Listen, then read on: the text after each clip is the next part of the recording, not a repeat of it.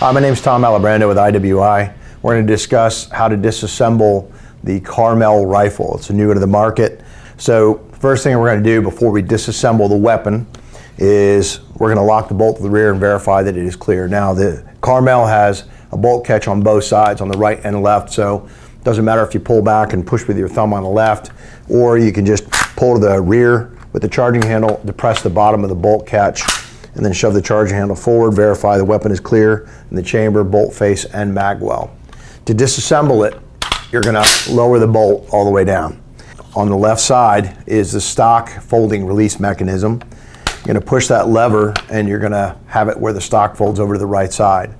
Now the locking piece that holds the bolt group in, there's a bit of tension on it because of the recoil spring pushing against it. So the best thing you can do is kind of put it on a table. What you're going to do is you're going to push down on the top plate here. At the same time, you're going to pull the locking piece out to one side, and then this is now free to move. Grab the bolt or the charging handle, pull the charging handle back, and remove the bolt group. And there you've disassembled the bolt group, put it off to the side.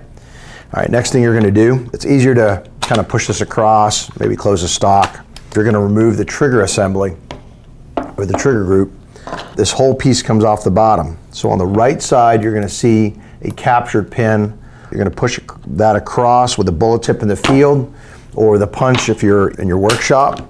Remove it, and then you're going to lower it by 45 degrees, and then this comes off as well. So there's going to be the magazine housing and the actual trigger group that's in the lower piece here. For all intents and purposes, the upper receiver is mostly disassembled. We are going to remove the piston, but we'll get to that in 1 minute. Let's talk about disassembling the bolt group itself. So to disassemble the bolt group, what you're going to do is on the right side is a captured pin. Before you do that, what you have to do is make sure, lift this up and push the firing pin so it's all the way inside, okay? So once that's captured here, then you could push the firing pin block across. And this is also captured, but you're going to notice that it wiggles a little bit, okay? So you want to make sure that you pull it where it doesn't wiggle so much. Once that happens, you push back on the bolt, and then the firing pin itself will kind of pop out the back. Now, you may have to lift the firing pin safety up to get it to remove, but that's not a problem. And the spring, you don't want to lose this, it comes off, is bi-directional, so you can put the spring on one way or the other. Then you're going to remove the actual bolt guide pin out the left side, remove the bolt out the front, and now the bolt group is disassembled. Now, interesting thing about the bolt group here is the bolt guide pin can only go in one direction.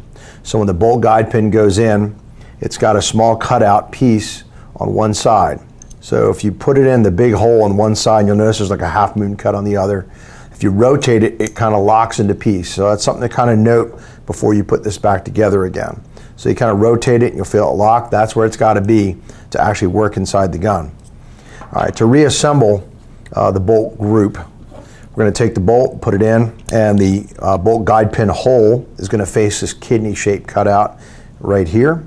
We're going to drop it in, rotate it till you feel it kind of click into place. Now it won't rotate anymore. You know you got it right. You're going to pull the firing pin block out of the way. Make sure that the firing pin spring is on.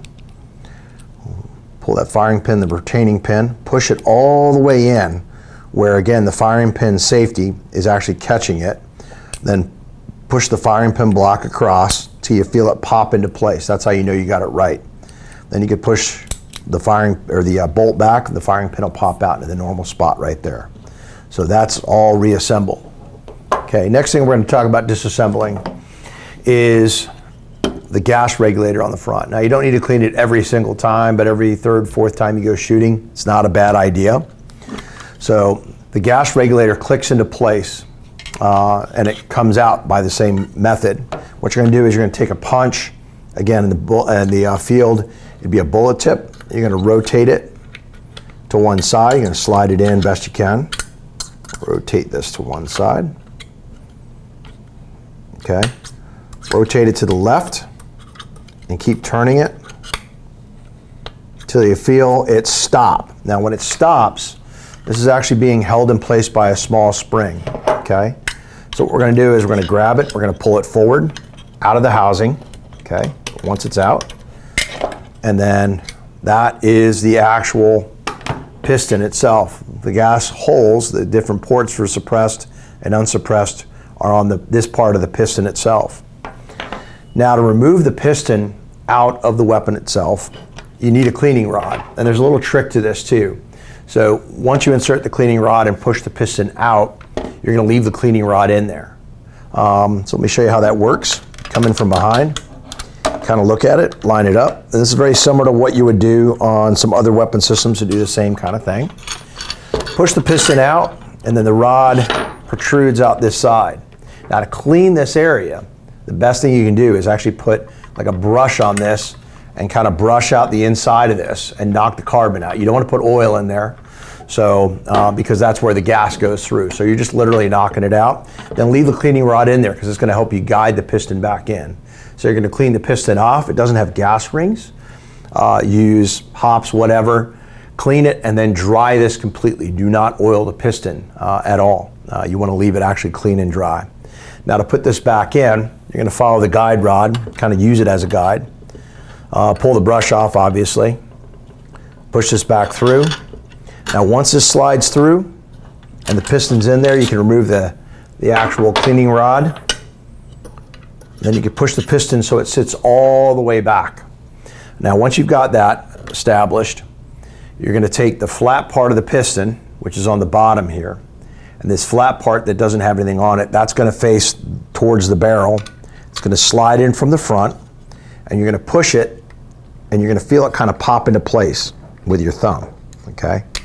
There you go, pops into place. That's that spring that's in there. That's what holds it in. That's what the click adjustments work against.